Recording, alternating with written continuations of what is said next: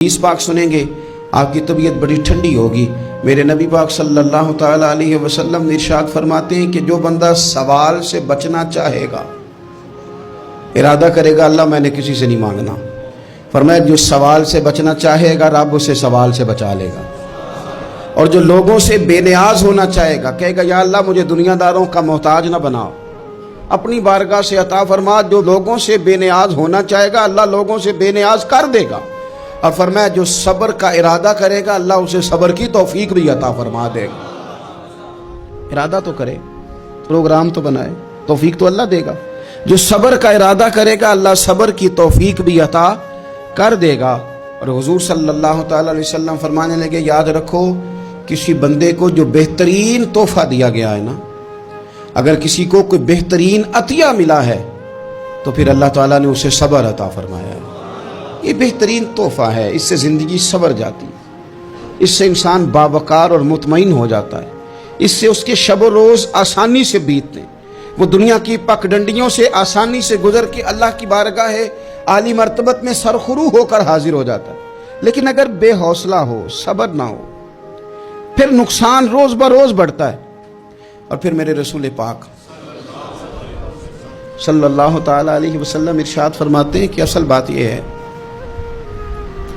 کہ اللہ تعالیٰ نہ کسی بندے کا درجہ بلند کرنے کا ارادہ فرماتا ہے، لیکن اس کے اعمال اس طرح کے نہیں ہوتے کہ اس کا درجہ بلند کیا جائے۔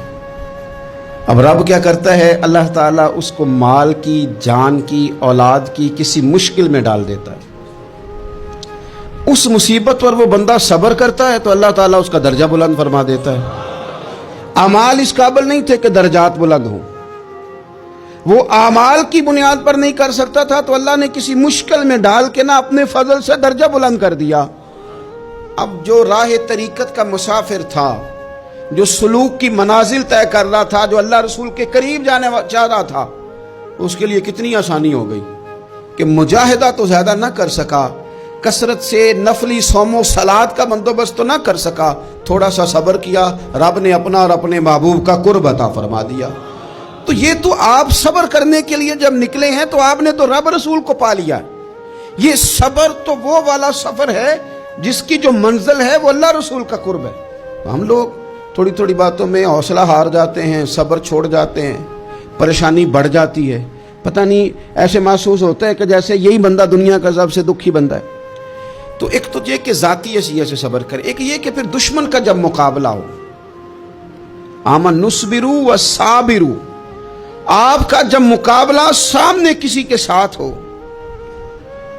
تو پھر تیر، تلواریں، اسلحہ، بندوقیں یہ نہیں زیادہ لڑتی، میدانوں میں حوصلے لڑتے ہیں، میدانوں میں صبر لڑتا ہے، میدانوں کے اندر توانائیاں لڑتی ہیں۔ میدان کربلا کے اندر کوئی مقابلہ نہیں تھا تیر کا تیر کے ساتھ، تلوار کا تلوار کے ساتھ کوئی مقابلہ نہیں تھا۔ میدان کربلا کے اندر ظلم کا صبر سے مقابلہ تھا۔ فتح کے ڈنکے یزید نے بجائے تھے، جشن ابن زیاد نے منایا تھا، لیکن قیامت تک اللہ نے جو فتح عطا فرمائی ہے تو وہ حسین ابن علی کے صبر کو عطا فرمائی ہے، وہ سیدنا امام علی مقام کے صبر کو ملی۔ عزیز بھائی، صبر ہی ہمیشہ فاتح ہوتا ہے، صبر ہی جیتا کرتا ہے، صبر ہی کامیابیاں دیتا ہے، نتیجے صبر کے نکلتے ہیں، صبر کے، حوصلے کے نتیجے ہوتے ہیں۔ ہماری جلد بازی ہمیں شکست خوردہ کر دے گی، ہمارا حوصلہ نہ ہونا ہمیں ہرا دے گا، ہم کمزور پڑ جائیں گے اگر ہم بے حوصلہ ہو جائیں گے۔